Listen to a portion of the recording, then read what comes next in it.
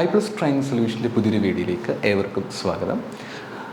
നമ്മൾ ഇന്ന് പഠിക്കുവാനായിട്ടുള്ളത് ഇൻകം ടാക്സിലെ മറ്റൊരു പ്രധാനപ്പെട്ട ഹെഡാണ്. It is business of profession. Business profession എന്ന വാക്ക് ഉപയോഗിക്കാനായിട്ട് പറ്റുകയില്ല. It's income from business of profession. Business of profession എന്നുള്ള ഇൻകത്തെ പറ്റിയാണ് നമുക്ക് ഇന്ന് ഡിസ്കസ് ചെയ്യാനായിട്ട് ഉള്ളത്. നമുക്കപ്പം ഡീറ്റെയിൽഡ് ആയിട്ട് നമുക്കൊന്ന് നോക്കേണ്ടതായിട്ടുണ്ട്. ഈ ഒരു ഭാഗം നമുക്ക് നോക്കാം. Introduction. The tax payable by the assessee on his income under the head of respect to the profit and gains of business or profession carried on by him or on his behalf during the previous year. The term business has been defined in section 213 to include any trade, commerce, manufacture, any adventure or concern in the nature of trade, commerce or manufacture. But the term profession has not been defined. This is very, very important. Section income tax ആക്ടിലെ section 213 കൃത്യമായിട്ട് ബിസിനസ്സിനെ പറ്റി പറയുന്നുണ്ട്. പക്ഷേ പ്രൊഫഷനെ പറ്റി വ്യക്തമായിട്ടൊരു നിർവചനം കൊടുക്കുവാനായിട്ട് കഴിഞ്ഞിട്ടില്ല. ബിസിനസ്സിനെ പറ്റി പറയുകയാണ് എങ്കിൽ വാട്ട് ഈസ് ബിസിനസ് എന്നൊരു കാര്യം ചോദിക്കുകയാണെങ്കിൽ ഇത് ട്രേഡ് ആയിരിക്കാം, ഇതിൽ കൊമേഴ്സ്യൽ ആയിട്ടുള്ള ആക്ടിവിറ്റീസ് ഒക്കെ ഉണ്ടായിരിക്കാം, മാനുഫാക്ചർ ചെയ്യുന്ന അത്തരത്തിലുള്ള മാനുഫാക്ചറിങ് ആക്ടിവിറ്റീസ് ഒക്കെ ഇതിനകത്ത് ഉൾപ്പെടാം. എവിടെ ഉൾപ്പെടാം? ബിസിനസ്സിൽ തീർച്ചയായിട്ടും ഉൾപ്പെടുവാനായിട്ട് പറ്റും. എന്നാൽ പ്രൊഫഷനെ പറ്റി കൃത്യമായിട്ടും അതിൽ പറഞ്ഞിട്ടുമില്ല. It means an occupation required some degree of learning. Profession എന്ന് പറയുമ്പോഴത്തേക്ക് നമ്മളൊരു സാധാരണ ജോലി എങ്ങനെയാണോ ചെയ്യുന്നത് ഏതാണ്ട് അതുപോലെ തന്നെയാണ് പ്രൊഫഷനകത്തും ചെയ്യുന്നത്. നമുക്ക് ചെറിയ രീതിയിലുള്ള ഒരു ഡിഗ്രി ഓഫ് ലേണിംഗ് നമുക്ക് തീർച്ചയായിട്ടും ഉണ്ടായിരിക്കണം. അതിൻ്റെ അടിസ്ഥാനത്തിൽ നമുക്കൊരു ഡിഗ്രി ഓഫ് ലേണിംഗ് ഉണ്ട്. തീർച്ചയായിട്ടും അതിൻ്റെ ഒരു അടിസ്ഥാനത്തിൽ നമ്മൾ ചില കാര്യങ്ങളൊക്കെ കൃത്യമായിട്ട് ചെയ്യുക എന്നുള്ളതാണ് പ്രൊഫഷൻ കൊണ്ട് അർത്ഥമാക്കുന്നത്. നമുക്ക് ഒരു അറിവുണ്ടായിരിക്കും, അത് വെച്ചുകൊണ്ട് നമ്മൾ പല കാര്യങ്ങളും ചെയ്യുന്നതാണ് പ്രൊഫഷൻ എന്ന് പറയുന്നത്. Thus a painter, a sculptor, an author, an auditor, a lawyer, doctor, architect and even astrologer are the person who can be said to be carrying on profession but not business. Okay, ഒരു painter ആകാം, sculpture ആകാം, outer ആകാം, auditor ആകാം, lawyer ആയിരിക്കാം, doctor ആയിരിക്കാം, architect ആയിരിക്കാം, even astrologer ആയിരിക്കാം. അപ്പോൾ ഇവരെല്ലാവരും തന്നെയും അവരുടെ കഴിവുകൾ ഉപയോഗിച്ചുകൊണ്ട് അവരുടെ അറിവുകൾ ഉപയോഗിച്ചുകൊണ്ടാണ് അവർ പല കാര്യങ്ങളും തീർച്ചയായിട്ടും ചെയ്യുന്നത്. അവരുടെ അറിവുകൾ ഉപയോഗിച്ച ശേഷമാണ് അവർ പല കാര്യങ്ങളും കൃത്യമായിട്ടും ആസൂത്രണം ചെയ്യുന്നത്. അപ്പം അങ്ങനെ വരുമ്പോഴത്തേക്ക് തീർച്ചയായിട്ടും അത്തരം കാര്യങ്ങൾ നമുക്ക് എന്തെന്ന് പറയുവാനായിട്ട് പറ്റുന്നു? നമുക്ക് അത്തരം കാര്യങ്ങൾ ഒരിക്കലും ബിസിനസ്സായിട്ട് കണക്കാക്കാൻ പറ്റുകയില്ല. നമ്മൾ അവയെല്ലാം തന്നെ പ്രൊഫഷനായിട്ടാണ് പരിഗണിക്കുക. നമുക്ക് അവയെല്ലാം തന്നെ എന്തായിട്ട് പരിഗണിക്കുവാൻ സാധിക്കുന്നു? പ്രൊഫഷനായിട്ട് പരിഗണിക്കുവാനായിട്ട് പറ്റുന്നു. The term profession includes a vocation as well as അതായത് as well means vocation എന്നൊരു കാര്യം കൂടെ നമുക്ക് അതിനകത്ത് ഉൾപ്പെടുത്താൻ പറ്റും. However, it is not material whether a person is carrying on a business, a profession or vocation, since for the purpose of assessment profit from all the sources are treated and taxes alike. ഇപ്പം പാട്ട് പാടാനുള്ള കഴിവ് നിങ്ങൾക്കുണ്ടെങ്കിൽ നിങ്ങൾ അങ്ങനെയൊക്കെ സമ്പാദിക്കുന്ന വരുമാനമാണ് നിങ്ങൾ vocation എന്ന് പറയുന്നത്. അപ്പോൾ വൊക്കേഷൻ ആയിക്കോട്ടെ പ്രൊഫഷൻ ആയിക്കോട്ടെ ഇവ തമ്മിൽ വലിയ കാര്യമായ വ്യത്യാസമൊന്നുമില്ല. രണ്ടിനെ ഏതാണ്ട് ഒരേ കാറ്റഗറിക്ക് തന്നെയാണ് ഉൾപ്പെടുത്തുക. ലഭിക്കുന്ന ഇൻകത്തിൽ നിങ്ങൾ തീർച്ചയായിട്ടും ടാക്സ് കൊടുത്തേ പറ്റുകയുള്ളൂ. അത് മസ്റ്റായിട്ടുമുള്ള കാര്യമാണ്. And what is the meaning of business of profession income? Business necessarily means a continuous exercise of an activity. Nevertheless, a profit from a single venture in the nature of trade would also be accessible under the head if the venture had come to an end, if the entire cost had been recovered. സിമ്പിളായിട്ട് പറയുകയാണെങ്കിൽ ഒരു business എന്ന് പറയുമ്പോൾ ഒരു continuous ആയിട്ടുള്ള ആക്ടിവിറ്റിയാണ്. പെട്ടെന്ന് വാങ്ങിച്ച് അവസാനിപ്പിക്കുന്ന ആ ഒരു രീതി ബിസിനസ്സിൽ പറ്റുകയില്ല. കണ്ടിന്യൂസ്ലി ചെയ്തുകൊണ്ടേയിരിക്കുന്ന ആക്ടിവിറ്റീസാണ് നമ്മൾ ബിസിനസ് എന്ന് പറയുന്നത്. അത് മസ്റ്റായിട്ടും ചെയ്യേണ്ട അല്ലെങ്കിൽ ഓർക്കേണ്ട കാര്യമാണ്. Example, where a person had purchased a piece of land, got it surveyed, laid down a scheme of development, divided into a number of building plots and sold some of the plots from the time to time.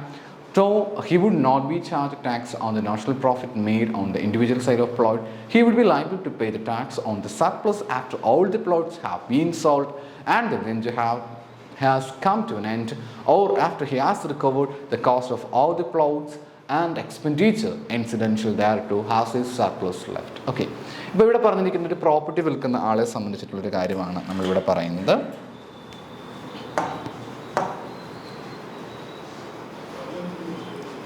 ഒരു property വിൽക്കുന്ന ആളാണ്. അപ്പം A എന്ന് പറയുന്ന വ്യക്തിയായിട്ട് assume ചെയ്യുക. A എന്ന് പറയുന്ന വ്യക്തിയുടെ മെയിൻ ജോലി എന്ന് പറഞ്ഞിരിക്കുന്നത് പ്രോപ്പർട്ടി മറ്റുമൊക്കെ വിൽക്കുന്ന ആളാണ് എ എന്ന് പറയുന്ന വ്യക്തി. അപ്പോൾ അദ്ദേഹം ചെയ്യുന്നത്, അദ്ദേഹം ഒരു സാധാരണ ചെയ്യാറുള്ളത് അദ്ദേഹം ഒരു വലിയ പ്ലോട്ട് ഇതൊരു വലിയൊരു പ്ലോട്ടാണെന്ന് കരുതുക. ഈ ഒരു പ്ലോട്ട് അദ്ദേഹം വാങ്ങിക്കും. ദെൻ ഈ പ്ലോട്ട് വാങ്ങിച്ച ശേഷം ഇതിനെ പല പല സബ് ക്ലാസിഫിക്കേഷൻസ് ആയിട്ട് അല്ലെങ്കിൽ ഇതിനെ പല പല പ്ലോട്ടുകളായിട്ട് ഡിവൈഡ് ചെയ്യും. ABCD എന്നൊക്കെ പറഞ്ഞുകൊണ്ട് നമ്മൾ പല രീതിയിൽ ഡിവൈഡ് ചെയ്യും. എന്നിട്ട് ഓരോന്നിനും അദ്ദേഹത്തിന് ലാഭം ലഭിക്കും. ഇപ്പം A എന്ന് പറയുന്ന പ്ലോട്ട്, ഇത് ഈ ഒരു പ്ലോട്ടിനെ തന്നെയാണ്, ഈ മേജറായിട്ട് വരുന്ന ഈ ഒരു പ്ലോട്ടിനെ തന്നെയാണ് ഡിവൈഡ് ചെയ്ത് ഇങ്ങനെ പല പല പ്ലോട്ടുകളാക്കി മാറ്റിയത്. അപ്പോൾ A എന്ന് പറയുന്ന പ്ലോട്ടിൽ നിന്നും 2000 രൂപ അദ്ദേഹത്തിന് ലഭിച്ചു. B എന്ന് പറയുന്ന പ്ലോട്ടിൽ നിന്ന് 1000 രൂപ കിട്ടി. Cയിൽ 3000 രൂപ കിട്ടി. Dയിലാണെങ്കിൽ 2000 രൂപ കിട്ടി എന്ന് കരുതുക. ഇങ്ങനെയാണ് അദ്ദേഹത്തിന് ഇൻകം ലഭിച്ചിട്ടുള്ളത്. Aയിൽ നിന്ന് 2000, Bയിൽ നിന്ന് 1000, Cയിൽ നിന്ന് 3000, Dയിൽ നിന്ന് 2000 രീതിയിൽ നമുക്ക് അദ്ദേഹത്തിന് ഇൻകം ലഭിച്ചു. അങ്ങനെയാണെങ്കിൽ അദ്ദേഹം ഓരോ പ്ലോട്ടിനും പ്രത്യേകമായിട്ട് ടാക്സ് കൊടുക്കേണ്ട കാര്യമൊന്നുമില്ല. എല്ലാം കൂടെ ചേർക്കുമ്പോൾ എത്രയാണ്? 2000, ദെൻ പിന്നെ എത്രയാണ്? 1000, പിന്നെ 3000, ലാസ്റ്റ് 2000. 3 2 5 1 6 2 8, 3 2 5 5 2 7 1 8. 8000 രൂപയാണ് അദ്ദേഹത്തിന് കിട്ടിയിരിക്കുന്നത്. സോ ഈ പറഞ്ഞിരിക്കുന്ന 8000 രൂപയ്ക്ക് വേണം ടാക്സ് കൊടുക്കുവാനായിട്ട്. ഈ കൊടുത്തിരിക്കുന്ന 8000 രൂപയാണ് അദ്ദേഹത്തിൻ്റെ സർപ്ലസ് ഇൻകം എന്ന് പറയുന്നത്. അദ്ദേഹത്തിൻ്റെ സർപ്ലസ് എന്ന് പറയുന്നത് ഈ കൊടുത്തിട്ടുള്ള 8000 രൂപയ്ക്ക് വേണം അദ്ദേഹം ടാക്സ് കൊടുക്കുവാനായിട്ട്. അതാണ് ഈ പറഞ്ഞിരിക്കുന്ന വളരെ പ്രധാനപ്പെട്ട പോയിന്റ്. അപ്പോൾ അതിനെ നമുക്കൊരു ബിസിനസ് ആയിട്ടായിരിക്കും ട്രീറ്റ് ചെയ്യുക.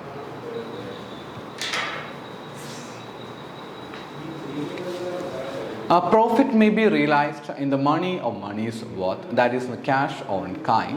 Where profit is realized in any form other than cash, the cash equivalent of the receipt on the date of receipt must be taken as the value of the income received in kind. അപ്പം നമുക്ക് ലാഭം ലഭിക്കുക എന്ന് പറയുമ്പോഴത്തേക്ക് ക്യാഷായിട്ട് തന്നെ ലാഭം ലഭിക്കണമെന്ന് നിർബന്ധമൊന്നുമില്ല. കൈൻഡായിട്ട് വേണമെങ്കിൽ നമുക്ക് ലാഭം ലഭിക്കുന്നതായിരിക്കും. അപ്പോൾ ക്യാഷ് തന്നെ വേണമെന്ന് നിർബന്ധമൊന്നുമില്ല. കൈൻഡായിട്ടാണെങ്കിൽ നമുക്ക് ലാഭം കിട്ടിയതായിട്ട് കണക്കാക്കുവാൻ സാധിക്കുന്നതാണ്. Where profit is realized in the form of other than cash, the cash equivalent of the receipt on the date of receipt must be taken as the value of the income received in kind. അപ്പോൾ കൈൻഡായിട്ട് വേണമെങ്കിൽ നമുക്ക് income ലഭിക്കുന്നതാണ്. Capital receipts are not generally to be taken into account while computing profit under this head. Very important point. A very important point.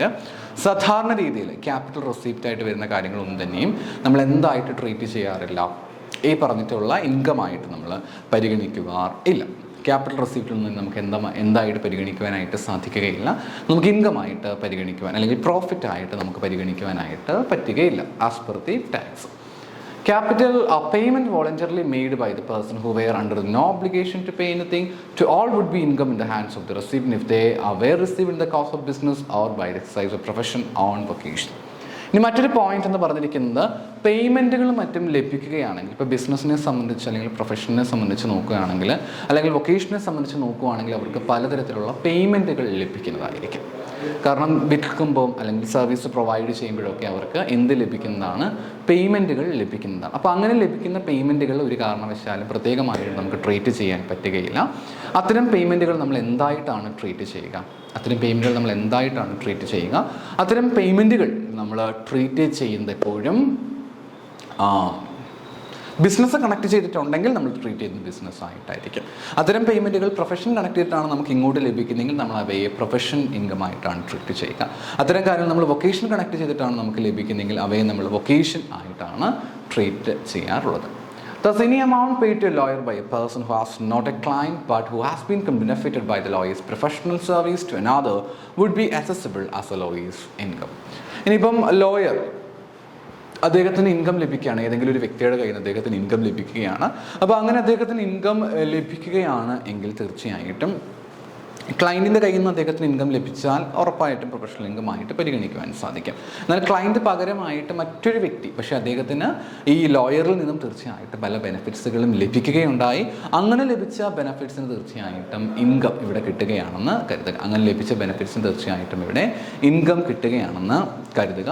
അപ്പോൾ അങ്ങനെ ലഭിക്കുന്ന ഇൻകത്തിന് തീർച്ചയായിട്ടും ഇവിടെ നമുക്ക് ലോയേഴ്സിൻ്റെ ഇൻകമായിട്ട് നമുക്ക് ട്രീറ്റ് ചെയ്യുവാനായിട്ട് പറ്റും. നമുക്കതിനെ ലോയറിൻ്റെ ഇൻകമായിട്ട് നമുക്ക് ട്രീറ്റ് ചെയ്യുവാനായിട്ട് സാധിക്കുന്നതാണ്. ബിക്കോസ് അത് ഇൻഡയറക്റ്റ്ലി എങ്കിലും പ്രൊഫഷനെ കണക്ട് ചെയ്ത് വരുന്നതുകൊണ്ട് തന്നെ നമുക്കതിനെ ലോയേഴ്സിൻ്റെ ഇൻകമായിട്ട് പരിഗണിക്കുവാനായിട്ട് കഴിയുന്നതാണ്. നമ്മളതിനെ ലോയേഴ്സ് ഇൻകമായിട്ട് അല്ലെങ്കിൽ പ്രൊഫഷണൽ ഇൻകമായിട്ട് പരിഗണിക്കുകയും ചെയ്യും. Application of the gain of trade is immaterial. Gains are made even for the benefit of the community by a public body would be liable to tax. ഇപ്പം ഒരു പബ്ലിക് ബോഡി ഒരു കമ്മ്യൂണിറ്റിയുടെ ബെനിഫിറ്റ്സിന് വേണ്ടിയിട്ട് നമ്മൾ എന്തെങ്കിലും ഒരു കാര്യം ചെയ്യുകയാണ്, അപ്പോൾ അതൊരു ട്രേഡിലൂടെയാണ് നമ്മൾ ചെയ്യുന്നത്, അതുവഴിയായിട്ട് നമുക്ക് ഇൻകം ലഭിക്കുന്നുണ്ടെങ്കിൽ തീർച്ചയായിട്ടും നമ്മളതിന് ടാക്സ് കൊടുക്കാനായിട്ട് വിധിക്കപ്പെട്ടിട്ടുള്ളവരാണ്. ടാക്സ് മസ്റ്റായിട്ട് നമ്മൾ കൊടുക്കുകയും ചെയ്യണം. To attract the provision of the Section 28, it is necessary that the business, a profession or vocation should be carried on at least for some time during the accounting year, but not necessarily throughout that year and not necessarily by the SSC owner personally. It should be under the direction and control. Very, very important point. Section 28 പ്രകാരം കൃത്യമായിട്ടും പറയുന്ന കാര്യം ഇങ്ങനെയാണ്. നിങ്ങളൊരു business ചെയ്യുകയോ profession ചെയ്യുകയോ vocation എന്തോ ആയിക്കോട്ടെ, അപ്പോൾ അത് നിങ്ങൾ ഒരു അക്കൗണ്ടിങ് ഇയർ പൂർണ്ണമായിട്ടും അങ്ങനെ ചെയ്തുകൊണ്ടിരിക്കണമെന്ന് നിർബന്ധമൊന്നുമില്ല. ഒരു അക്കൗണ്ടിങ് ഇയറിൻ്റെ ഏതെങ്കിലുമൊക്കെ സമയത്ത് നിങ്ങൾ അത് ചെയ്താലും മതി. പക്ഷേ ഓർക്കേണ്ട കാര്യം എന്താണ്, അങ്ങനെ നിങ്ങൾ ചെയ്യുന്നുണ്ട്, ഇനി ചിലപ്പോൾ നിങ്ങളുടെ സ്വന്തം പ്രോപ്പർട്ടി എന്ന രീതിയിൽ വേണമെന്ന് ഇല്ല, നിങ്ങളുടെ സ്വന്തമായിട്ട് നിങ്ങൾ ചെയ്തുകൊണ്ടിരിക്കുന്ന ആ രീതിയിൽ വേണമെന്ന് നിർബന്ധം ഒന്നുമില്ല. നിങ്ങൾ ഡിറക്ഷൻ കൊടുക്കുകയും നിങ്ങൾ കൺട്രോൾ ചെയ്യുകയും ചെയ്യുന്ന ഏതെങ്കിലും ബിസിനസ്സോ പ്രൊഫഷനോ വൊക്കേഷനോ ആയാലും തെറ്റൊന്നുമില്ല. അതുവഴിയായിട്ട് ഇൻകം ലഭിക്കുന്നുണ്ട് എങ്കിൽ തീർച്ചയായിട്ടും അവയെ നമ്മൾ ബിസിനസ് ഇൻകമായിട്ടോ പ്രൊഫഷണൽ ഇൻകമായിട്ടോ അല്ലെങ്കിൽ വൊക്കേഷൻ ഇൻകമായിട്ടോ ഒക്കെ നമ്മളതിനെ തീർച്ചയായും പരിഗണിക്കുന്നത് ആയിരിക്കും. The charges are not on the gross receipt but on the profit and gains in the natural other proper sense. Profit are ascertained on the ordinary principles of commercial trading and commercial accounting. അതിപ്പം gross receipt വെച്ചിട്ടൊന്നുമല്ല ഈ ഒരു ബിസിനസ്സിൻ്റെ income ഒക്കെ നമ്മൾ കണക്കാക്കുന്നത്. പകരം നമുക്ക് അതിൽ നിന്ന് ലഭിച്ചിരിക്കുന്ന ലാഭത്തിലായിരിക്കും നമ്മളെപ്പോഴും ടാക്സ് കൊടുക്കേണ്ടതായിട്ട് വരാറുള്ളത്. Profit are ascertained and ordinary principles of commercial trading and commercial accounting. നമ്മൾ സാധാരണ രീതിയിൽ കൊമേഴ്സ്യൽ ആയിട്ടുള്ള ട്രേഡിങ്ങിലും കൊമേഴ്സ്യൽ ആയിട്ടുള്ള അക്കൗണ്ടിങ്ങിലും നമ്മൾ ചെയ്യുന്ന കാര്യങ്ങൾ എങ്ങനെയൊക്കെയാണോ അതനുസരിച്ച് കൊണ്ടായിരിക്കും നമ്മൾ ലാഭം തീർച്ചയായിട്ടും പരിഗണിക്കാറുള്ളത്. According to Section 145, income has to be computed in accordance with the method of accounting regularly and consistently employed by the assessee. Section 145 പ്രകാരം ഇൻകം എന്ന് പറഞ്ഞിരിക്കുന്നത് ഒരു accounting with method of accounting means ഒരു അസസിക്ക് അയാൾ ഉപയോഗിക്കുന്ന അക്കൗണ്ടിങ് രീതി ഉപയോഗിച്ചുകൊണ്ട് എത്രയാണോ ഇൻകം ലഭിക്കുന്നത് അത് കൃത്യമായിട്ടും കണ്ടുപിടിക്കുവാനായിട്ട് പറ്റും. The assessee may be account for his receipt on the cash basis or mercantile basis. Cash ബേസിൽ ചിലപ്പോൾ അക്കൗണ്ടിങ് കാര്യങ്ങളൊക്കെ ചെയ്യുന്ന അസസി ആയിരിക്കാം, അല്ലെങ്കിൽ മെർക്കൻറ്റൈൽ ബേസിൽ അക്കൗണ്ടിങ് കാര്യങ്ങളൊക്കെ ചെയ്യുന്ന അസസി ആയിരിക്കാം. അതൊരു മെറ്റീരിയൽ ഫാക്ടറായിട്ട് പറയേണ്ടതായിട്ടില്ല, അത് അദ്ദേഹത്തിൻ്റെ ചോയ്സ് അനുസരിച്ച് ചെയ്യുവാനായിട്ട് പറ്റും. The Act, however, contains certain provisions for determine how the income is to be assessed. നമുക്ക് എങ്ങനെയാണ് ഇൻകം അസസ് ചെയ്യാനായിട്ട് പറ്റുക എന്നതിനെ സംബന്ധിച്ച് ചില കാര്യങ്ങൾ വളരെ വ്യക്തമായിട്ട് നമ്മൾ ആക്റ്റിൽ പറയുന്നുണ്ട്. These must be followed in every case of business or profession. അത് എല്ലാ ബിസിനസ്സിൻ്റെ കേസിലും പ്രൊഫഷൻ്റെ കേസിലും ഒക്കെ ഫോളോ ചെയ്യുവാനായിട്ട് പറ്റുകയും ചെയ്യും. The illegality of the business or profession or the vocation does not exempt its profit from tax.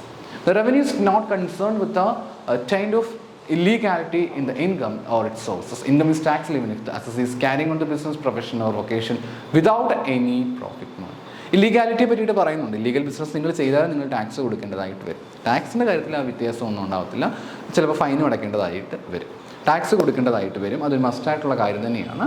രണ്ടാമത്തെ കാര്യം, നിങ്ങൾ ചിലപ്പം ഒരു ബിസിനസ് മോട്ടീവോട് കൂടിയിട്ടൊന്നും ആയിരിക്കണമെന്നില്ല ബിസിനസ്സും പ്രൊഫഷനും മറ്റുമൊക്കെ നടക്കുന്നത്. പക്ഷേ ഇൻകം കൊടുക്കുന്നുണ്ടെങ്കിൽ തീർച്ചയായിട്ടും ഇൻകത്തിന് നിങ്ങൾ ടാക്സ് കൊടുത്തേ പറ്റും. അതിന് യാതൊരു സംശയവുമില്ല. നിങ്ങൾക്ക് ഇൻകം കിട്ടുന്നുണ്ട്, വരുമാനം കിട്ടുന്നുണ്ടെങ്കിൽ തീർച്ചയായിട്ടും നിങ്ങൾ അതിന് ടാക്സ് കൊടുത്തേ പറ്റും. അതിൽ യാതൊരു സംശയത്തിൻ്റെയും ആവശ്യം ഇല്ല. നിങ്ങൾ സർവീസ് മോട്ടീവായിട്ട് ചെയ്യുകയോ അല്ലാതെ ചെയ്യുക, അതൊന്നും ഇവിടെ ഒരു മെറ്റീരിയൽ ഫാക്ടറി അല്ല. നിങ്ങൾക്ക് പക്ഷേ അതിന് നിങ്ങൾ ടാക്സ് കൊടുക്കേണ്ടതായിട്ട് വരാറുണ്ട്. The liability to tax arises once income arises to the assessee. The motive or the purpose of earning the income is immaterial. നിങ്ങളിപ്പം ഇൻകം വന്നിരിക്കുന്നതിൻ്റെ ലക്ഷ്യം നിങ്ങളുടെ എന്ത് മോട്ടീവോടാണ് നിങ്ങൾ ഇൻകം എടുത്തിരിക്കുന്നത്, അതൊന്നും ഒരു ഫാക്ടറി അല്ല. നിങ്ങൾ എന്ത് പർപ്പസോട് കൂടിയാണ് ഇൻകം ജനറേറ്റ്, അതൊന്നും ഇവിടെ ഒരു ഫാക്ടറായിട്ട് വരാറില്ല. ഇവയെല്ലാം ഇമ്മീഡിയൽ ഫാക്ടേഴ്സ് തന്നെയാണ്. നിങ്ങൾക്ക് ഇൻകം കിട്ടുന്നുണ്ടോ എന്നുള്ള കാര്യം മാത്രമേ ഇവിടെ പരിഗണിക്കാറുള്ളൂ. Thus, profit motive is not essential for describing the income from that activity as income from business or profession. നിങ്ങൾ പ്രോഫിറ്റ് മോട്ടീവോട് കൂടി തന്നെ കാര്യങ്ങൾ ചെയ്യണമെന്ന് നിർബന്ധമൊന്നുമില്ല. അല്ലാതെ ചെയ്ത് കഴിഞ്ഞാൽ നിങ്ങൾക്ക് ഇൻകം കിട്ടുന്നുണ്ടെങ്കിൽ ടാക്സ് കൊടുത്തേ പറ്റും.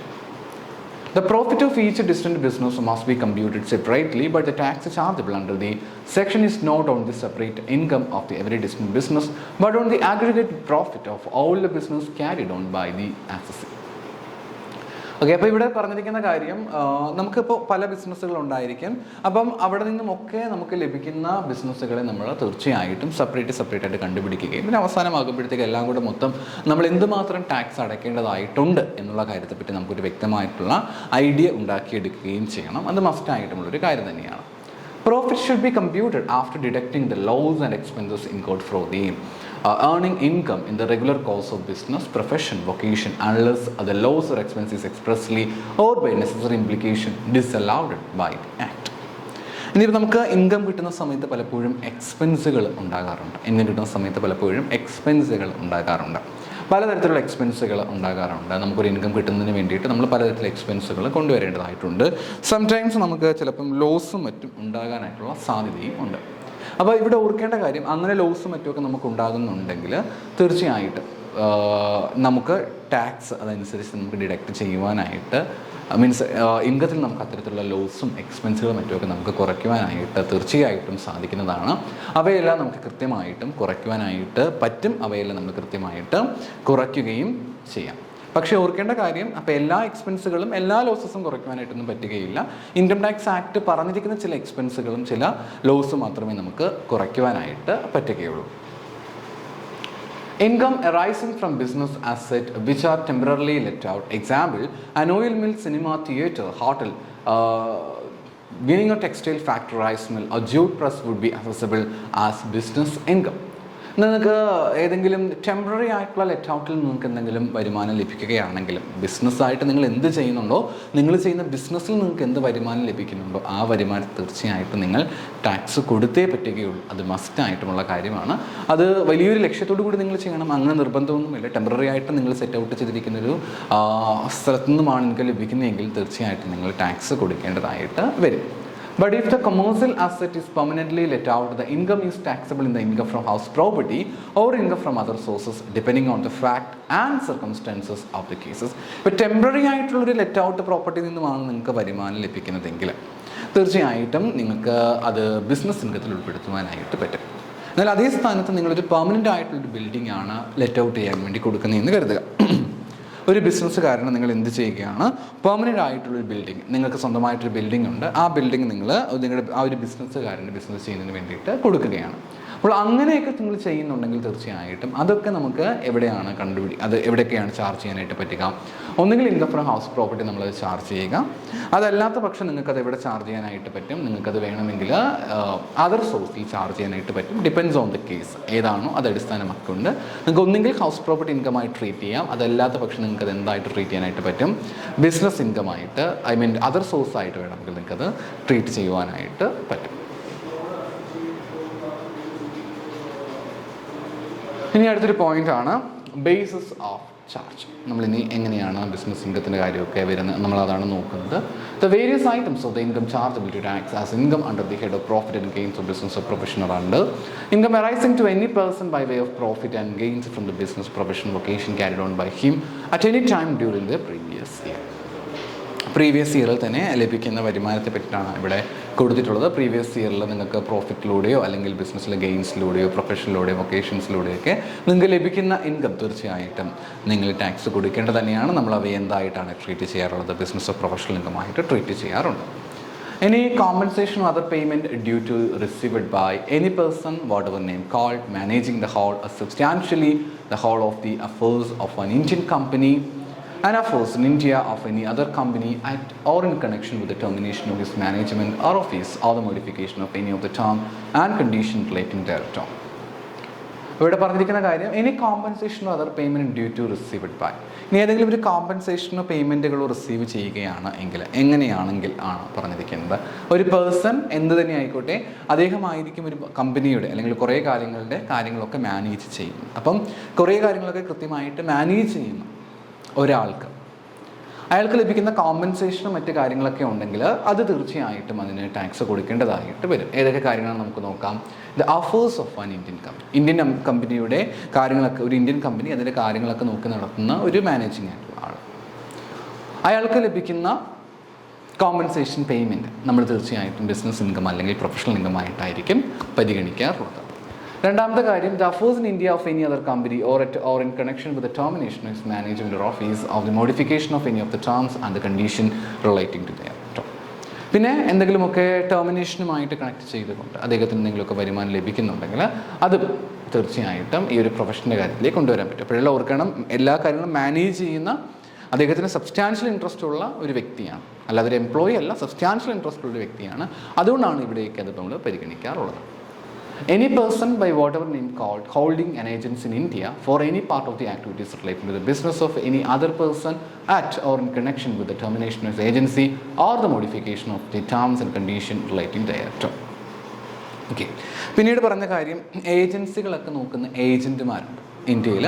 ചിലപ്പോൾ മറ്റാരുടെയെങ്കിലും ഏജൻ്റായിട്ട് പ്രവർത്തിക്കുന്ന ആൾക്കാരൊക്കെ ഉണ്ടായിരിക്കും. അപ്പോൾ അവർക്ക് ലഭിക്കുന്ന കോമ്പൻസേഷൻ പലപ്പോഴും ടെർമിനേഷൻ്റെ ഭാഗമായിക്കൊണ്ടോ അല്ലെങ്കിൽ ബിസിനസ്സിൻ്റെ മോഡിഫിക്കേഷൻസിൻ്റെയൊക്കെ ഭാഗമായിക്കൊണ്ടോ അവർക്ക് ലഭിക്കുന്ന ഇൻകം എന്ന് പറഞ്ഞിരിക്കുന്നത് തീർച്ചയായിട്ടും നമുക്കിവിടെ ചാർജ് ചെയ്യാൻ പറ്റുന്ന കാര്യം തന്നെയാണ്. ബിസിനസ് പ്രൊഫഷണൽ കാര്യത്തിൽ നമുക്കത് തീർച്ചയായിട്ടും ചാർജ് ചെയ്യുവാനായിട്ട് സാധിക്കുന്നതാണ്. Any person for or in connection with the vesting in the government or any corporation owned or controlled by the government under any law for the time being in force of the management of any property of business. ഇനി ഇപ്പം ഗവൺമെൻറ്റുമായിട്ടോ അല്ലെങ്കിൽ corporation on ചെയ്തിരിക്കുന്ന ഏതെങ്കിലുമൊക്കെ properties ഒക്കെ ഉണ്ടെങ്കിൽ, okay, government അല്ലെങ്കിൽ കോർപ്പറേഷനും മറ്റുമൊക്കെ ഓൺ ചെയ്തിട്ടുള്ള എന്തെങ്കിലുമൊക്കെ പ്രോപ്പർട്ടീസൊക്കെ ഉണ്ട്. അപ്പോൾ അതിൻ്റെ കാര്യങ്ങളൊക്കെ മാനേജ് നടത്തുന്ന ഒരാളാണ്. അപ്പോൾ അയാൾക്ക് അതുവഴിയായിട്ട് എന്തെങ്കിലുമൊക്കെ കോമ്പൻസേഷൻ പേയ്മെൻറ്റും മറ്റുമൊക്കെ കിട്ടുന്നുണ്ടെങ്കിൽ അത്തരം കാര്യങ്ങൾക്കും തീർച്ചയായിട്ടും അദ്ദേഹത്തിന് ടാക്സ്, അല്ലെങ്കിൽ അതും തീർച്ചയായും ബിസിനസ് പ്രൊഫഷണൽ ഒരു കാറ്റഗറിക്ക് തന്നെയാണ് ഉൾപ്പെടുത്താറുള്ളത്. അവയ്ക്കും തീർച്ചയായിട്ടും ടാക്സ് കൊടുക്കേണ്ടതായിട്ട് വരാറുണ്ട്. By taxing compensation received on termination of agency or on the takeover of the management as income from business, provide exception to the general rule that capital receipts are not income taxable in the hands of the recipient. കുറേ കാര്യങ്ങളെ പറ്റിയൊക്കെ ഇവിടെ detailed പറയുന്നുണ്ടെങ്കിലും അവസാനമായിട്ട് ചുരുങ്ങിയ വാക്കുകൾ ഇവിടെ ഒരു കാര്യം സൂചിപ്പിച്ചിരിക്കുന്നത് ഇങ്ങനെയാണ്. ഇപ്പം നിങ്ങൾക്ക് ക്യാപിറ്റൽ റെസിപ്റ്റ് ആണ്, ഒരു ബിസിനസ് നിങ്ങൾക്ക് ക്യാപിറ്റൽ റെസിപ്റ്റ് ആണ് ലഭിക്കുന്നതെങ്കിൽ അത്തരം ക്യാപിറ്റൽ റെസിപ്റ്റ് നിങ്ങൾ എന്ത് കൊടുക്കേണ്ടതായിട്ടില്ല, ടാക്സ് കൊടുക്കേണ്ടതായിട്ട് ഇല്ല. ക്യാപിറ്റൽ റെസിപ്റ്റുകൾക്ക് നിങ്ങൾ എന്ത് കൊടുക്കേണ്ടതായിട്ടില്ല, ടാക്സ് കൊടുക്കേണ്ടതായിട്ടില്ല. റവന്യൂ റെസിപ്റ്റുകൾക്ക് മാത്രം എന്ത് കൊടുത്താൽ മതി, ടാക്സ് കൊടുത്താൽ മതി. റവന്യൂ റെസിപ്റ്റുകൾക്ക് മാത്രം നിങ്ങൾ ടാക്സ് കൊടുത്താൽ മതി. ക്യാപിറ്റൽ റെസിപ്റ്റ് നിങ്ങൾ ടാക്സ് കൊടുക്കേണ്ട കാര്യം ഇല്ല എന്ന് വളരെ വ്യക്തമായിട്ട് ഇവിടെ പറയുന്നുണ്ട്.